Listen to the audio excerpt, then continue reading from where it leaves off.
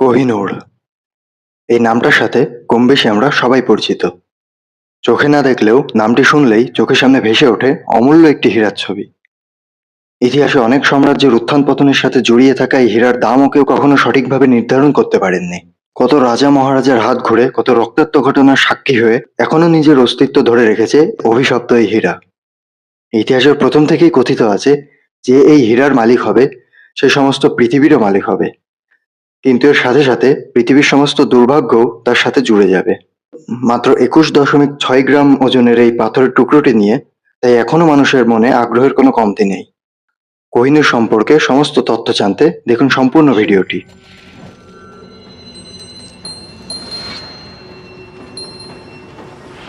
The Kohinoor. Kohinoor হীরার উৎপত্তি নিয়ে অনেক রকম তথ্য প্রচলিত আছে, যেগুলো থেকে ধারণা করা যায় যে কোহিনূর হীরা সর্বপ্রথম কোথায় পাওয়া যায়। প্রকৃতপক্ষে কবে কোথায় এই হীরাটি উত্তোলন করা হয়েছিল তা নিশ্চিত করে বলা না গেলেও ভারতবর্ষের অন্ধ্রপ্রদেশের গোলকোন্ডা অঞ্চলের কোল্লুর খনি থেকে এই হীরাটি পাওয়া গেছে বলে জানা যায়। এর সবথেকে পুরনো উল্লেখ পাওয়া যায় 5000 বছর পুরনো একটি সংস্কৃত লেখায়, যেখানে এটিকে সামন্তিকা হীরা বলে নাম দেওয়া হয়েছে।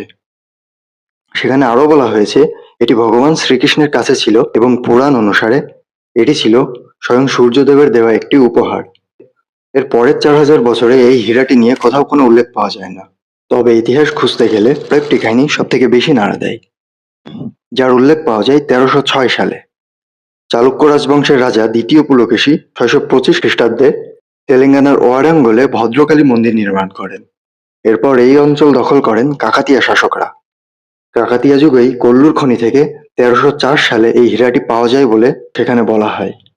এর 2 বছর পরে মালয়ের রাজারা এই হীরাটিকে কাকাতিয়া শাসকদের উপহার দেয়। তখন থেকেই এই হীরাটি দেবী ভদ্রকালীর বাঁ চোখে বসানো হয়। 1310 সালে দিল্লির সুলতান আলাউদ্দিন খিলজি তার সেনাপতি মালিক কাফুরের সহায়তায় হীরাটিকে দখল করেন। তবে অনেক ইতিহাসবিদদের ধারণা কাকাতিয়া সাম্রাজ্য থেকে এই হীরাটি পৌঁছায় মুহাম্মদ বিন তুঘলকের হাতে। এরপরে অবশ্য এই হীরাটি লোদি সাম্রাজ্যে পৌঁছায়।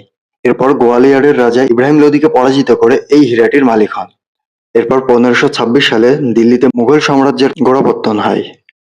এরপর বাবরনামায় পাওয়া তথ্য অনুযায়ী সম্রাট বাবর গোয়ালিয়রের রাজা বিক্রমজিৎ সিংকে পরাজিত করে এই হীরাটি দখল করেন।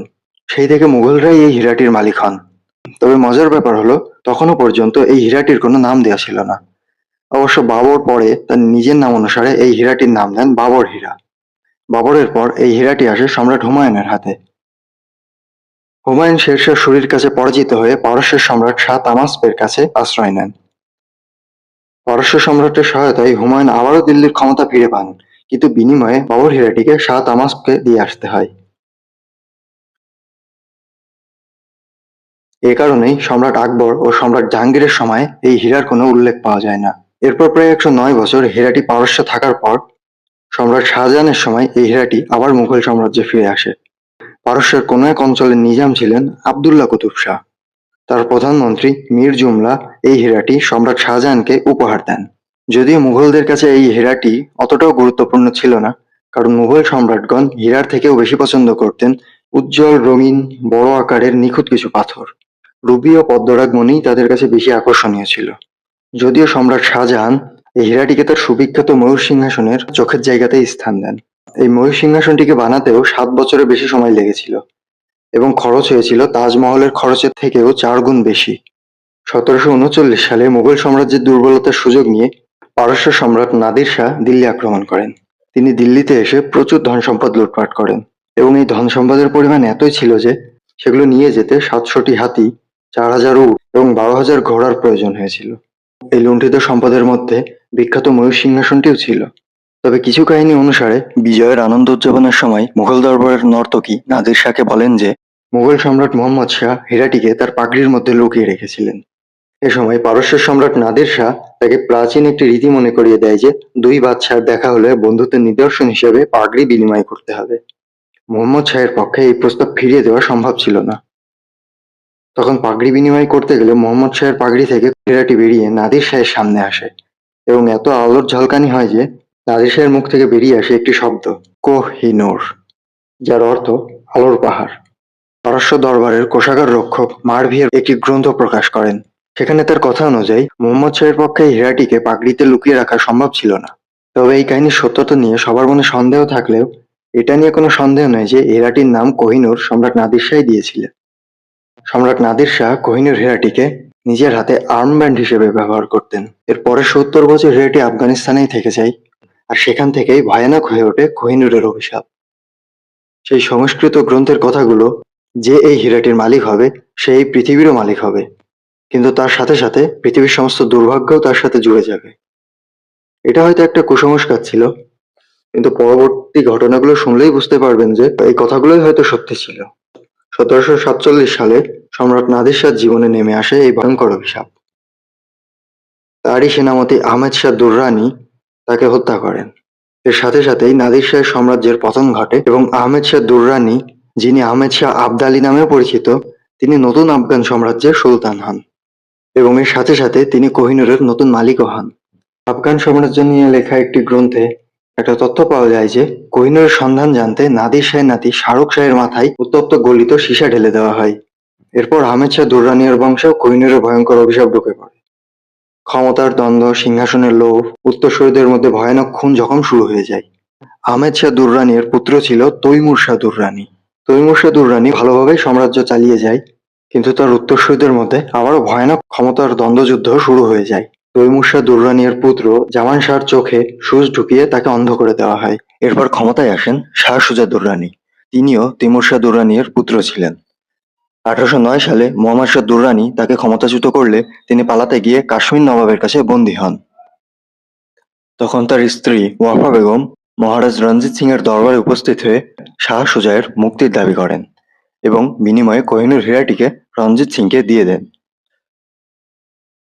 রঞ্জিত সিং, যিনি ছিলেন শের-ই-পাঞ্জাব শিখ সাম্রাজ্যের প্রতিষ্ঠাতা, তিনি শাহ সুজাকে সহায়তা করে পুনরায় তার সিংহাসন ফিরিয়ে দেন। এভাবে রঞ্জিত সিং কোহিনূরের নতুন মালিক হন। এভাবে ১৮১৩ সালে কোহিনূর শিখ সাম্রাজ্যের হাতে চলে আসে। দুররানি সাম্রাজ্য শিখ সাম্রাজ্যের যেসব অঞ্চল দখল করে নেয় তা আবার রঞ্জিত সিং এর কাছে ফিরে আসে। রঞ্জিত সিং কোহিনূরকে তার ভাই হিসেবে ব্যবহার করতেন এবং সেখান থেকে কোহিনূর দুনিয়ার সব থেকে মূল্যবান হীরার তকমা পেতে শুরু করে। এ সময় ভারতবর্ষে ইংরেজ কোম্পানির অবস্থান শক্ত হচ্ছিল। ১৮৩৯ সালে মহারাজা রঞ্জিত সিং যখন মারা যান, তখন রাজ পরিবার কোহিনূরকে উইলের মাধ্যমে পুরীর জগন্নাথ মন্দিরকে দান করে দেন। এ বিষয় নিয়ে তখন ব্রিটিশ সংবাদপত্রে একটি লেখা ছাপা হয় যে পৃথিবীর সবথেকে মূল্যবান ও আকর্ষণীয় রাজকীয় হীরাকে মন্দিরে দান করে দেওয়া হচ্ছে। তখন থেকেই ব্রিটিশ শাসকরা এটিকে নজরে রাখতে শুরু করে। মহারাজা রঞ্জিত সিং এর মৃত্যুর ৪ বছরের মধ্যে শিখ সাম্রাজ্যে ৪ জন আলাদা রাজা সিংহাসনে বসেন। অবশ্য এরপর শেষ পর্যন্ত রঞ্জিত সিং এর স্ত্রী মহারানী জিন্দান ও তার ৫ বছরের পুত্র দালিপ সিং জীবিত ছিলেন এবং দালিপ সিংই কোহিনূরের বৈধ মালিক ছিলেন। এরপর ১৮৪৯ সালে দ্বিতীয় অ্যাংলো-শিখ যুদ্ধে শিখ সাম্রাজ্যকে পরাজিত করে শিখ শাসনের সমাপ্তি ঘোষণা করে east India company. Lord Dalhousie Lahore চুক্তির মাধ্যমে মহারানী জিন্দানকে হুমকি মনে করে কারাগারে বন্দী করে এবং কোষাগারের সমস্ত সম্পদ কোম্পানি নিজের দখলে করে নেয়। ১৫ বছর বয়সের মহারাজা দালিপ সিংকেও ইংল্যান্ডে পাঠিয়ে দেওয়া হয় এবং তাকে খ্রিস্টান ধর্মে ধর্মান্তরিত করে দেওয়া হয়। লর্ড ডালহৌসি কোহিনূর হীরাকে ব্রিটিশ রাজপরিবারের হাতে হস্তান্তর করতে উদ্যোগ নেয়। তিনি এটা চান যে এই হীরার সাথে হীরার কাহিনীগুলো ব্রিটিশ রাজপরিবারকে জানানো উচিত। তাই তিনি ইস্ট ইন্ডিয়া কোম্পানিতে কাজ করা সিভিল সার্ভেন্ট থিও ম্যাটক্যাবেকে কোহিনূর হীরা সম্পর্কে খোঁজখবর নেওয়ার দায়িত্ব দেয়। ম্যাটক্যাবেও তখন উল্লেখ করে এই হীরাটি গোলকোন্ডার কল্লুর খনি থেকে পাওয়া গিয়েছে এবং এর সাথে কোহিনূর হীরার অভিশাপগুলো সম্পর্কেও লিখে পাঠান। এরপর কোহিনূরকে পাঠিয়ে দেওয়া হয় বাকিংহামে ব্রিটিশ রাজপরিবারের হাতে। যে সংস্কৃত গ্রন্থে অভিশাপের কথা লেখা ছিল সেখানে আরো বলা ছিল যে শুধুমাত্র কোনো দেবতা বা নারীরাই এটাকে ভালোভাবে ব্যবহার করতে পারবে। ব্রিটিশ রাজপরিবারেও এই কোহিনূরের অভিশাপ নিয়ে অনেক ভয় ছিল। তাই তারা ঠিক করে কোনো রাজা না, বরং মহারানীরাই এই কোহিনূরের মালিক হতে পারবে। তাই সেই সময় কোহিনূরের মালিক হন মহারানী ভিক্টোরিয়া। ১৮৫২ সালে লন্ডনে এক এক্সিবিশনে কোহিনূরকে জনসমক্ষে আনা হয়, কিন্তু জনগণের হীরা দেখে খুবই নিরাশ হন। কারণ অবশ্য কোহিনূরকে দেখতে অতটা আকর্ষণীয় ছিল না। কোহিনূরের মধ্যে কিছু হলুদাভ দাগের কারণেও খুব বেশি আলো প্রতিফলিত হতো না। তাই সাধারণ জনগণের কাছে একটি একটি সাধারণ পাথর বা কাঁচের টুকরো ছাড়া কিছুই মনে হয়নি। তারা ভাবছিল সামান্য এই পাথরের জন্যই এত খুন, এত মারামারি। এরপর প্রিন্স অ্যালবার্ট এটিকে পুনরায় কাটিং ও পালিশ করান, যার ফলে কোহিনূর আরো আকর্ষণীয় ও উজ্জ্বল হয়ে ওঠে। অবশ্য এই রিকাটিং এর ফলে এর আয়তনও অনেক কমে যায় রিকাটিং এর আগে কোহিনূর ছিল 156 ক্যারেট এবং পরে তা 105.6 ক্যারেটে এসে দাঁড়ায়।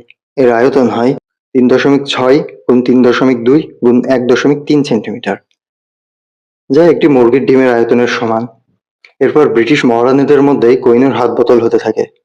মহারানীর মুকুটে এটিকে বসিয়ে দেওয়া হয়, যা প্রথম রানী আলেকজান্দ্রার মাথায় থাকত। এরপর রানী ম্যারি এবং সবশেষে রানী এলিজাবেথ এই মুকুটের উত্তরাধিকারিণী হন। 2002 সালে মহারানী এলিজাবেথের শেষ যাত্রায় সর্বশেষ কোহিনূর জনসমক্ষে আসে। হতে পারে কোহিনূর সত্যিই অভিশপ্ত ছিল, অথবা এটি নিছকই কোনো কুসংস্কার, যার পরিপ্রেক্ষিত ঘটনাগুলো শুধুই কাকতালীয়। কিন্তু কোহিনূর হীরা যার যার হাতে পড়েছে তার জীবনে সত্যিই অন্ধকার নেমে এসেছিল। মুঘল সম্রাট হুমায়ুন তার গ্রন্থাগারের সিঁড়ি থেকে পড়ে মারা যান। সম্রাট শাহজাহানকেও তার ছেলে বন্দী করে নির্বাসন দেয়। আফগান, পারস্য সমস্ত সাম্রাজ্যই শেষ হয়ে যায় এবং শিখ সাম্রাজ্যেরও পতন ঘটে। এসব ঘটনা ক্রমেই কোহিনূরকে এক কিংবদন্তির রূপ দিয়েছে। এছাড়াও সেই সংস্কৃত লেখা যেখানে প্রথমে এই হীরার অভিষেকের উল্লেখ পাওয়া যায়, সেখানে ভগবান শ্রীকৃষ্ণের কাছে এই হীরাটি থাকার উল্লেখ পাওয়া যায়। এখানে উল্লেখ করার মতো ঘটনা এই যে, মহাভারতে ভগবান শ্রীকৃষ্ণের যদু বংশ শেষ হয়ে যাওয়া এবং শ্রীকৃষ্ণকে তীর দিয়ে হত্যা করার ঘটনার উল্লেখ আছে।